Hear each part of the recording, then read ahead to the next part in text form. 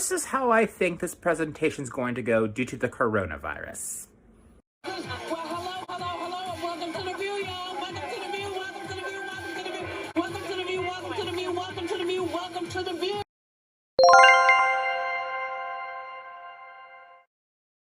Hey guys, it's Alex, and you're watching Rated PG Pretty Gay, my YouTube channel that I barely use, and now will be using for a school assignment. Yep, you heard me. This is for school. Due to all of us being in quarantine, this is the only way I'm going to be able to do my presentation, and I prefer to present it instead of writing everything and then giving you a lot of things to read. So if you're interested in the Golden Girls and not part of my COM 1305 class, nor you are Donna, my teacher, or my program coordinator, Amy, you may want to click away at this point. If not, come join us. So quick note to Donna, Amy, and the rest of my class who are watching. How this is going to work is that I'm going to be putting the slides in the video and doing voiceovers over them, so it's not going to be done in one take. When there's media that needs to be played, because I do have quite a bit of video, I'm going to flip to the video, away from the PowerPoint, and then back into the video. Donna, all references are going to be in the notes section of the PowerPoint, and I have them on every individual slide where it's required. So with that being said, let's go. Oh, before we start actually, yes, I'm wearing a onesie. It's comfy. I'm cold. With that now being addressed... Hello everyone, it's VoiceOver Alex now, and you're going to be watching my presentation on the Golden Girls. It's called Thank You for Being a Friend, a Golden Girls presentation, by me. So, just a quick heads up on how this presentation is going to be a bit different. For one, I'm doing this by myself. The second thing is, instead of focusing on a single episode of the series, I'm going to focus on the entire series instead. It is a little harder to do that, but I think I did alright with it. And I get to really handpick on episodes that really help explain each component. Even though the show is known for its many frequent guest characters, I'm only going to be focusing on the main four. So, only on Blanche, Sophia, Dorothy, and Rose. Otherwise, we'll be here for well over 35 minutes. We are going to cover a bit of the history on the four main girls. And just to give you a quick also heads up, it is also adult themed. But we're all adults, I assume, because this is for college. I'm not sorry, by the way. So buckle up. It's gonna be a ride. So, quick table of contents. The first thing we'll be hitting is what I call Cheesecake Ma, a brief history of the Golden Girls. Followed by Miami, Miami, you got style. Who are the Golden Girls? Sonny Bono, get off my lanai. Examples of how the girls are supporting and not supporting each other. Not featuring Sonny Bono. The chain or the pearls. Reciprocal communication between the parties. Flirting is part of my heritage. The, cultural differences between the girls. Shut up, Rose. Listening habits. And finally, not Lebanese Blanche, lesbian. Initial and overcoming perceptions. Cheesecake Ma. So, what is this show about? So The Golden Girls was a television series that aired from September 14th, 1985 to May 9th of 1992.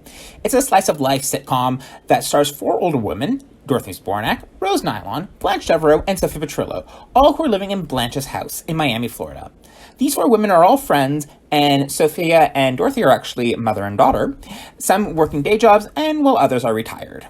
Throughout the entire series, which consisted of 7 different seasons, they tackled many social issues at the time, and which are actually even relevant now, such as accepting a member of being in the LGBT community that's in your family, the loss of a family member, deportation, having personal property stolen, using scare tactics against the elderly for monetary gain, HIV and AIDS, and even racism.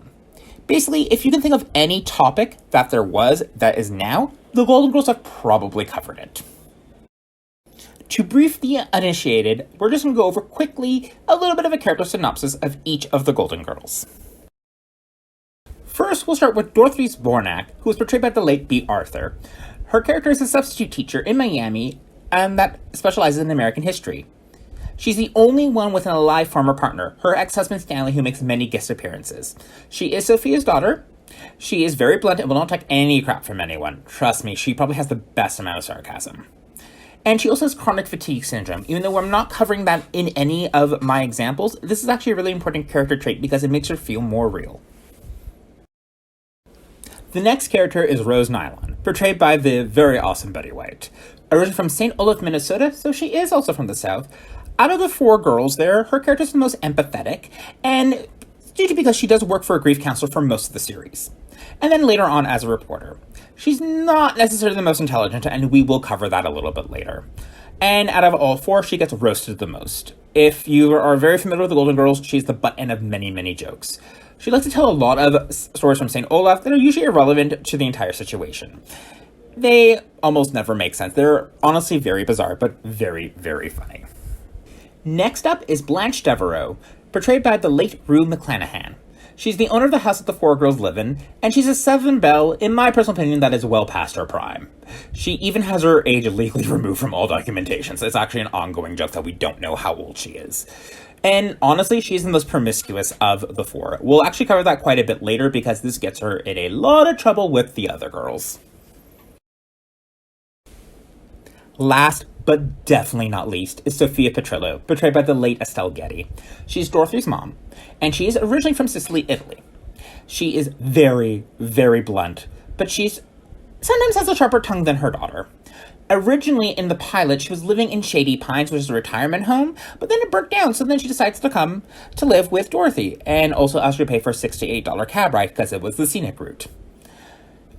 She possibly has mafia connections, or has done stuff with the mafia. It gets implied a little bit through her stories about Sicily and being a child, so nobody really knows, but you want to know what? We like it that way. Next up is Blanche Devereaux, portrayed by the late Rue McClanahan.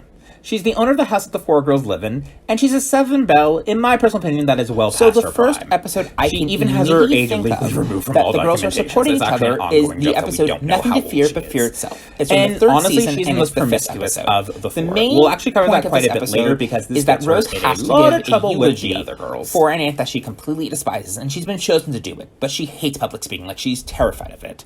And for whatever reason, the funeral is in the Bahamas. So Rose asks Blanche and Dorothy to come with her for moral support.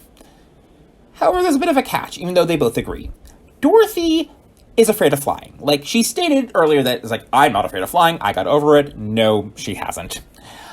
And Blanche has this very specific weird nightmare where she's in a room full of bald men and the voice of God is talking to her, which signifies that she's going to die. I know that sounds crazy and it's irrelevant, but how do you think that's going to match with Dorothy and Rose? Well, on the plane, the girls are the only females on the plane, and everyone else who is a passenger is a bald man. Now, that's just one part of Blanche's nightmare, until the captain starts to speak. His name is Captain Lord. Yes, the voice of God is flying the plane, which I find absolutely bloody hilarious. So she's freaking out, Dorothy's freaking out, Rose is freaking out, but they never get to the Bahamas because the plane has to turn around due to a tropical storm. So, how do you think the girls are going to be able to, get over their fears if they do? For Rose, she's able to give the eulogy after getting some general advice from Dorothy and Blanche, practicing in front of them, and when she realizes she's never going to have a chance to give the eulogy, she gives it on the plane over the speaker. While it was a very moving eulogy and she gets a round of applause, she's ushered back to her seat because she's not supposed to do that. For Dorothy does originally try to get out of the funeral, like, oh, I can't go, I have to do this, I have to do that. But she doesn't because Blanche isn't happy about it and is not having any of it. So between positive reinforcement and also Dorothy having a death grip on Blanche throughout the flight, Dorothy starts to relax and is able to realize that, yeah, she can fly. For Blanche, the only way that she gets relaxed is when she realizes what actually is happening. Because after the flight, she finds out that all the bald men are going to the Bahamas, for a Mr. Clean reunion. I really wish I was joking, but that's the actual plot point. And she's all giddy afterwards. Another episode I can think of where the girls are supporting each other is Season 3, Episode 14, Blanche's Little Girl. Now, I did state that we wouldn't be focusing too much on side characters, but this one directly involves Blanche. So, this is Blanche's daughter, one of them, Rebecca, that's come to visit after 4 years of silence due to them having a disagreement about Rebecca becoming a model in Paris. So she's actually a BBW, also known as a big, beautiful woman, so she is plus-sized, and has a boyfriend named Jeremy, who is a bit of an asshat by just making a ton of fat jokes the entire time, which causes all 4 Golden Girls to be angry. Initially, Blanche does not want to intervene. She wants to just keep that relationship with her daughter healthy, but after Rose, Dorothy, and Sophia convince her to do so, she does tell Rebecca how she feels and how that Jeremy's actions and words are not good for her and she can do so much better. Rebecca actually gets very angry and leaves. However, this does have a happier ending.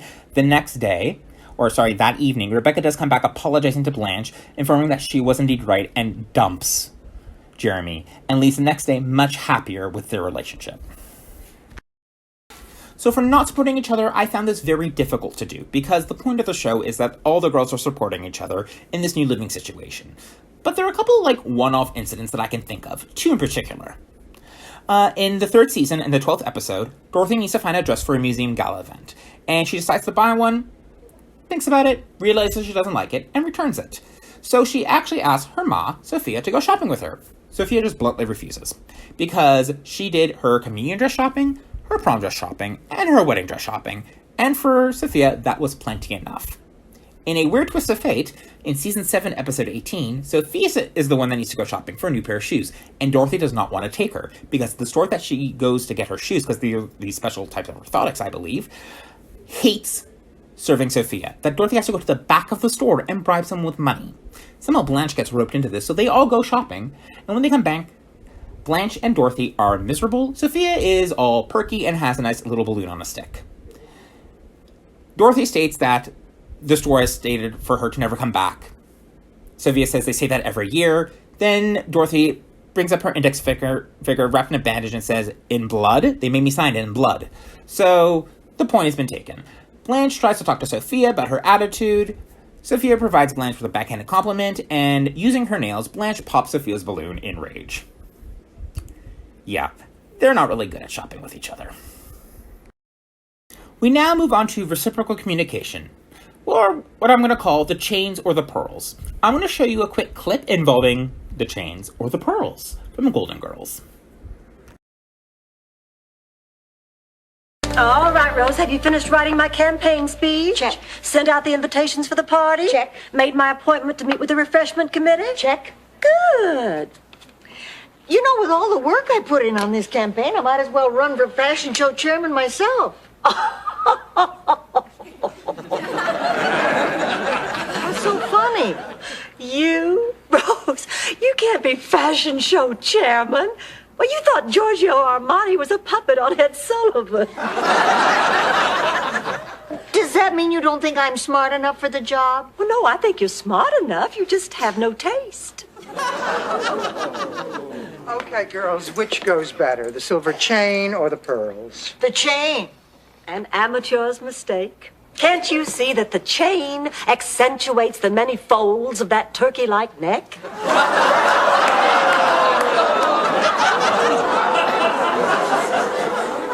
Well, that may be, but the pearls draw attention to the non-existent bosom.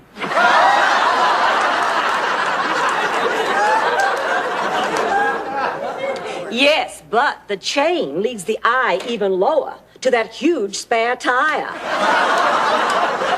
Jutting out over those square, manly hips. Why don't I just wear a sign that says, "Too ugly to live"? Fine, but what are you going to hang it from, the chain or the pearl? Neither. I'm going to spray paint it on my hump. So there's a ton of reciprocal communication, which will be called RC from this point onwards in the show, because basically the entire show is the girls constantly in communication with each other. They always have an issue, they always confer with each other, there's always the need, and then there's always the acknowledgement of the need and advice being given. However, usually it comes to the expense of someone, because it's a sitcom and there's always a butt end of a joke. Like the scene I just showed you, Dorothy came with her need. She's trying to reciprocate something. I need some advice. Do I want to wear the chains or the pearls with my outfit? Despite that Rose and Blanche have two different points of view, Rose being for the chain and Blanche being for the pearls, it kind of goes out of hand because they just start roasting different body parts of Dorothy, saying that, oh, this will look better due to this. And this makes, Dorothy very angry at the end of the day because she's allowed to give her appropriate emotion and just kind of snaps at them and walks away. And now we're going to go to the different, let's put that in quotations, cultural differences between the Golden Girls, also known as flirting is part of my heritage. So for the cultural differences, I just want to make a quick note that I could not talk about the gender differences between the girls. They all identify as a woman, so that the gender differences was just not going to happen. However, they do have different cultures, and we will cover all of them. But there's a prime example I want to give first, because usually the culture conflicts happen more or less like this. It's a very minor conflict, and it's just used as the butt end of a joke. In the 7th season, in the 2nd episode, The Case of the Libertine Belle, which happens to be my favorite episode, the 4 girls are at a murder mystery dinner, and Blanche is trying to impress a certain gentleman for an administration job, and just listen to see what Dorothy has to say.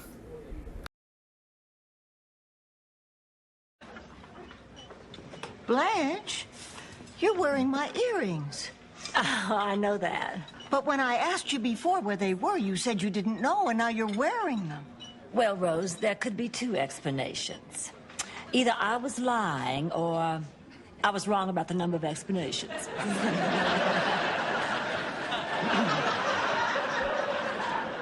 Blanche. Kendall.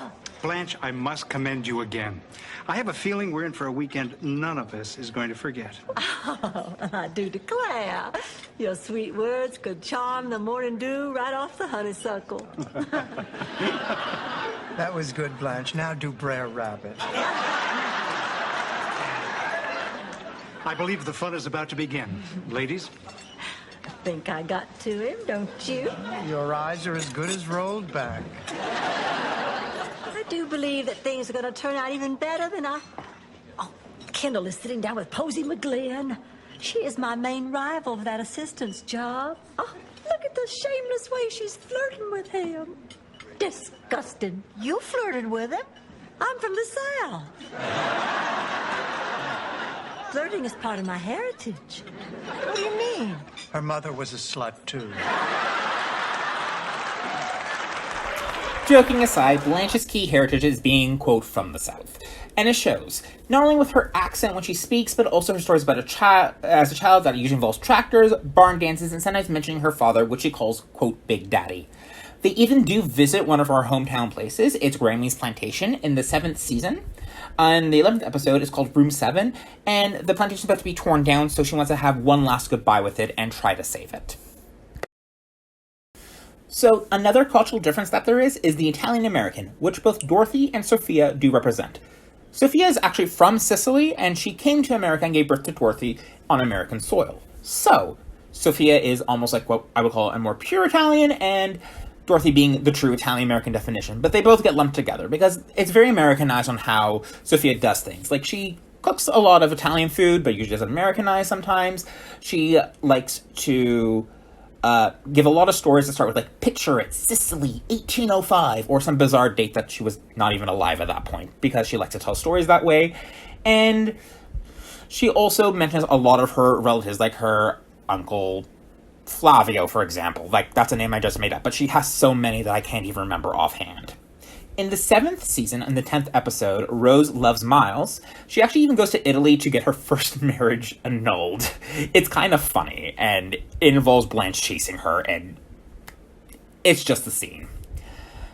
For something involving Dorothy, and I can actually personally confirm this, as I am Canadian-Italian. I am second-generation Canadian. My parents are first-generation Canadians, but both of them are from Italian families. My grandparents, both sets, were the ones that came from Italy to Canada.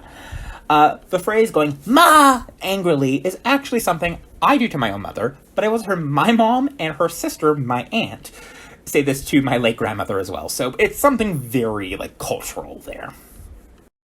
For the last cultural difference, it's going to be the Norwegian American in Rose. She's from St. Olaf, which is supposed to be a small Norwegian-ish like town, and I'll admit, most of her things are done for comedic effect. And she does tell a lot of St. Olaf stories and has a ton, and I mean a ton, of unusual names. I would be terrible at pronouncing them, so here is a video clip of all the silly St. Olaf names that Rose has said.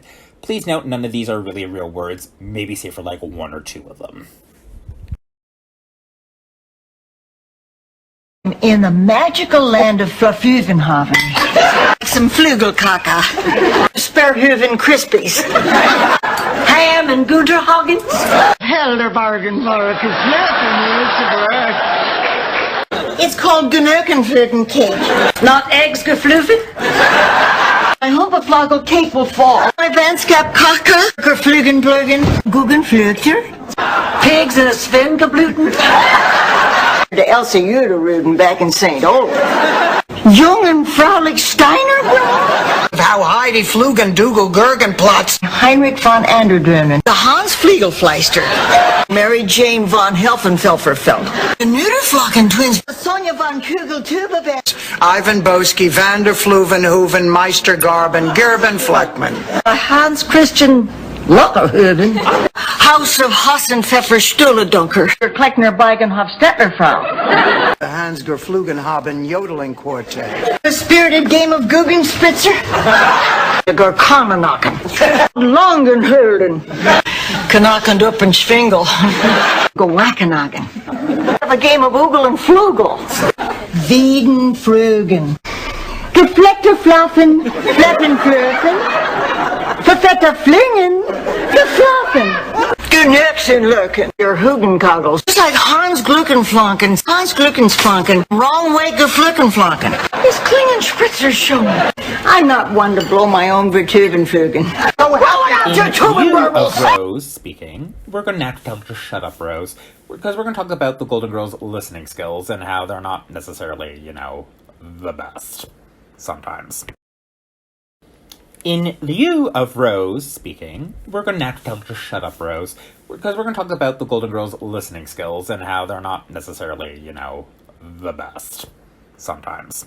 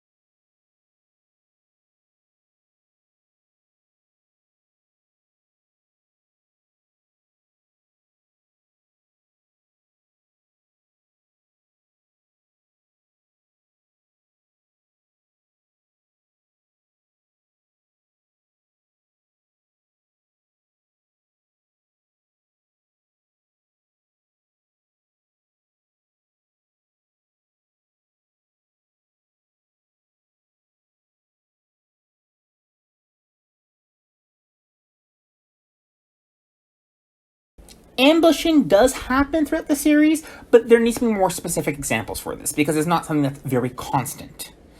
A prime example would be in the 7th season, I know I've been using that season a lot, episode 5, in the episode called Where's Charlie?, where Sophia accidentally eats a fruit cup that Rose bought, and the way that the fruit cup was arranged, the melon's on one side or something, Rose sees this as a sign from her late husband, Charlie. Charlie had said, if I ever need to tell you something in the afterlife, I'll give you a sign through this fruit cup. So, due to this, Sophia starts to pretend that she's possessed by Charlie, and she's just trying to get money out of her, and she almost accidentally breaks up Rose's newest relationship about it, so she feels very guilty about it afterwards. There is also a time about insensitive listening. It doesn't happen very often. A very funny instance is, again involving Sophia, where she said that God had talked to her. I'm going to show you a clip. It's from season 6, episode 8, and the title is a parody of one of my favorite movies. It's called How Do You Solve a Problem Like Sophia? By the way, nobody's really believing Sophia that God has spoken to her.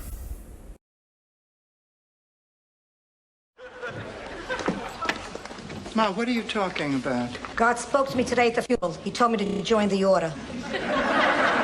God spoke to you. You haven't been eating chili dogs again, have you? That was an honest mistake, and to clarify, that's when I thought God was whistling to me. This was him talking. Oh, Ma. Don't you think I know how crazy this sounds? But it really happened. Ma, I don't believe you. God said you'd say that. Ma. He said you'd say that, too. Ma, stop this. 3 for 3. Ma, this is is ridiculous. You don't want to be a nun. Yes, I do, Dorothy. God reminded me today that I've always had a dream, a very private dream, one I never talked about. When I was growing up, I wanted to join the convent. Well, until I was 17. What happened then? Your father put his hand in my blouse. So I felt soiled, filthy, dirty. You know, in love. But this time, I'm gonna fulfill my destiny. This time, I'm gonna become a nun. Do you believe what we just heard? I can't believe anybody would want to be a nun. I mean, nun. The word says it.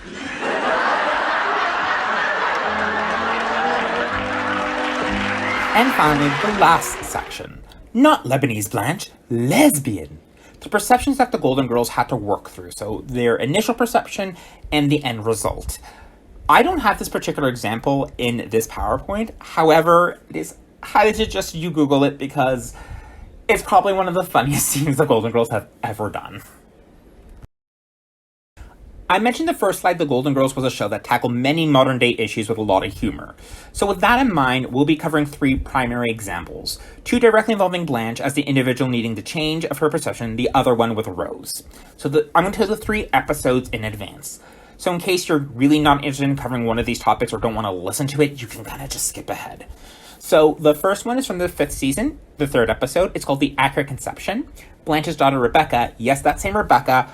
As a quick note, though, Rebecca's actress had changed at this point, so there's a big continuity error. She comes to Miami to inform Blanche that she wants to have a child via artificial insemination. Also to note that Rebecca is single. In the 5th season, in episode 19, in 72 Hours, Rose has a scare that a blood transfusion that she had years prior may contain HIV and AIDS.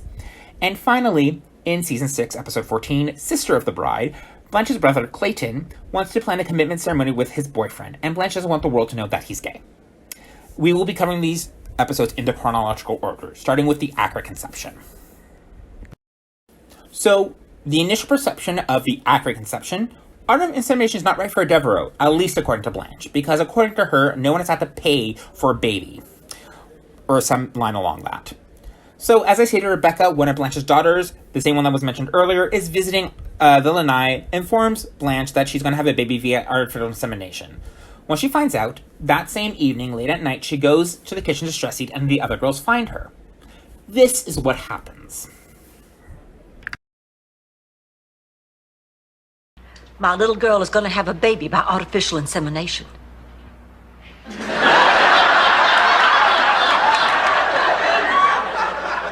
I just can't bear to think about it.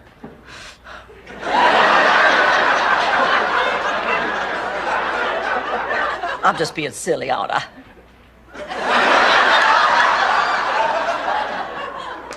For God's sake, somebody say something.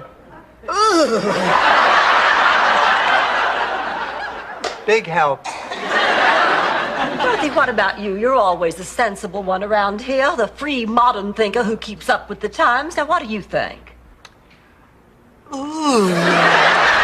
So, laughter aside, this causes another rift between Blanche and Rebecca, because Blanche would like Rebecca to either A, wait till she's married, or B, wait till she, being Blanche, has passed away, whichever comes first. And Blanche refuses to talk about this any further, which causes Rebecca to, not be very happy. Eventually, Rebecca does convince Blanche to go to the sperm bank with her on the condition that Blanche can bring Dorothy and Sophia along with them. And Rose, obviously. So they go to the sperm bank on Monday, and when they get into the actual appointment, Blanche is being very defensive and being very non-cooperative, and she wants nothing to do with this.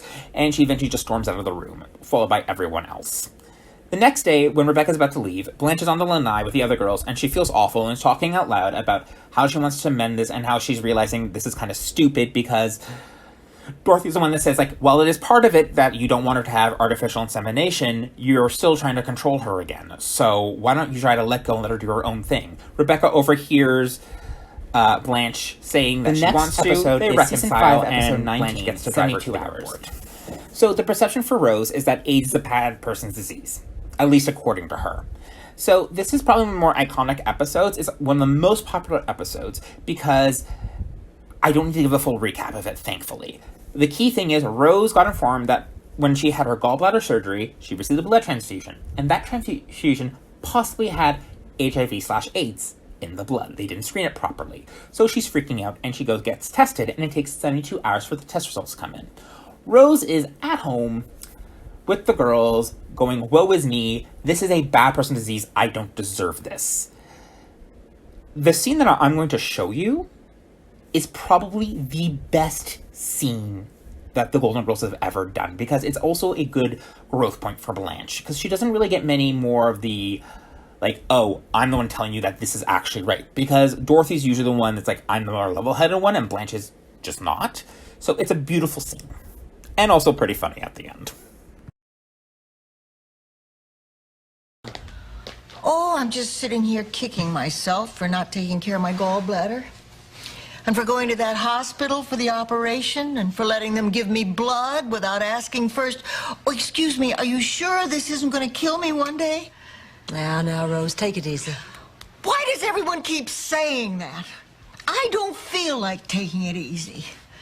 I might have AIDS, and it scares the hell out of me. And yet every time I open my mouth to talk about it, somebody says, there, Rose, take it easy. I'm sorry, honey. Why me, Blanche?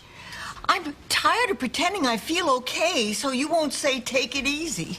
And I'm tired of you saying take it easy because you're afraid I'm going to fall apart. Damn it, why is this happening to me? I mean, this isn't supposed to happen to people like me. You must have gone to bed with hundreds of men. All I had was one innocent operation. Hey, wait a minute.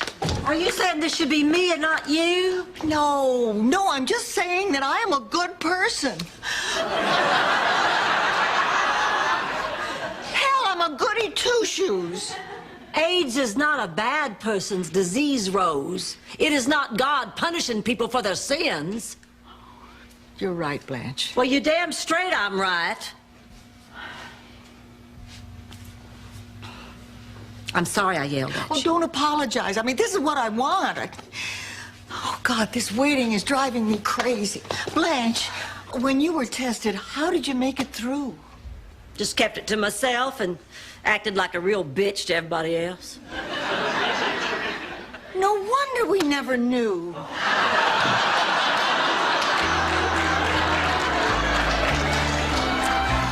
The scene, despite being very simple, makes Rose realize that no, it's not her fault, that nobody is punishing her for her having this. And she no longer worries about it. But the good news is that after 72 hours, she turns out that she does not have HIV/AIDS, so good for you, Rose. The last episode we're going to cover is Season 6, Episode 14, Sister of the Bride. And I feel like this one is actually pretty relevant to nowadays because this still does happen. It's not heard of often anymore, but it still does. And I'm very thankful that I did not have to go through this. So the perception is with Blanche. She knows that her brother's gay and has no issues with it. However, she's worried what the world is going to think of him and her association with him because he's gay and he wants to get married. So, as I stated, it is a common issue today. Blanche does a lot of things in this episode, too many to count. She just constantly tries to interrupt whenever Clayton is introducing his boyfriend as his boyfriend, like by yelling fire or just making a noise so that the attention goes on her instead. But it takes something from Sophia, just a very simple sentence, to change Blanche's mind and realizes, oh, I've been doing this wrong, I should go talk to my brother.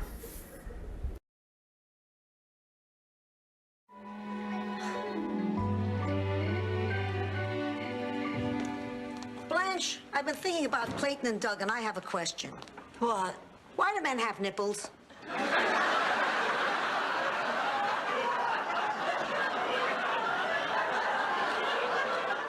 I have no idea. You think it's because God has a sense of humor and isn't as uptight as the rest of us?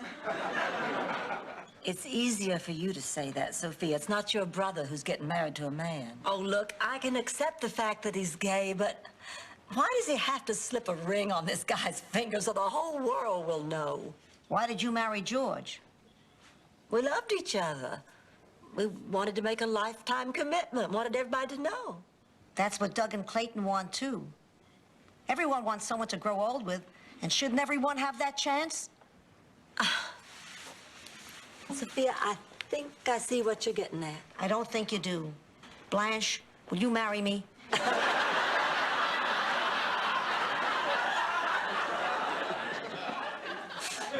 Thank you, Sophia. I need to go talk to them. Fine, but I'll need an answer. I'm not gonna wait for you forever. And that's the presentation, ladies and gents. Thank you so much for watching. I just want to give a quick shout out to a few people. First of all, to my roommate, Justin. He owns the entire DVD series that he let me borrow. And he also has a wealth of Golden Girls knowledge, so I didn't have to rewatch the episodes more than a few times for me to make sure that I wasn't missing anything. Thank you, Justin. To my good friend, Ginger, who came up with a few more episodes that both I and Justin missed, and was able to add to the presentation. Thanks, Ginger. To my friends Ari, Jolene, and Amy for proofreading my presentation. Thank you, Ari, Jolene, and Amy. You three are a godsend. Susan Harris, thank you so much for creating the Golden Girls. The show would not be possible without you. And of course, to the actresses B. Arthur, Estelle Getty, and Rue McClanahan, who are no longer with us, and to the very much living Betty White. Thank you, you four, for portraying these wonderful characters. Thanks so much for watching my video, and have a good one, guys. See ya.